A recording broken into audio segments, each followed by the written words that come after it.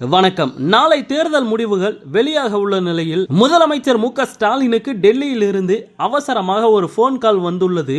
அந்த போன் காலில் பேசியது யார் என்பது பற்றியும் என்ன பேசப்பட்டது என்பது பற்றியும் இந்த வீடியோ பதிவுல தெளிவா பார்க்கலாம். இந்திய கூட்டணி தலைவர்களின் ஆலோசனை கூட்டம் 1ஆம் தேதி டெல்லியில் நடந்தது. இதில் கலந்து கொள்வதாக இருந்த முதலமைச்சர் மு.க. ஸ்டாலின் டெல்லி செல்வதை கடைசி நேரத்தில் தவிர்த்தார். இதற்கு திடீரென அவருக்கு ஏற்பட்ட காய்ச்சல் தான் காரணம் என சொல்லப்பட்டது. ஆனால் நிஜ காரணம் எக்ஸிட் போலில் பாஜக கூட்டணி தான் 350க்கும் அதிகமான சீட்டுகளை பிடிக்கும் என்று ரிசல்ட் வரவிருப்பதை ஸ்டாலின் தெரிந்து கொண்டதாலேயே டெல்லி செல்வதை ரத்து செய்தார் என்று சொல்லப்படுகிறது.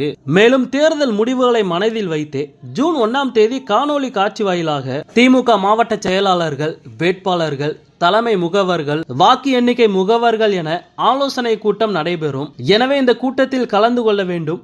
இதனால் தான் ஸ்டாலின் டெல்லி செல்லவில்லை என மற்றொரு புறம் கூறப்பட்டது.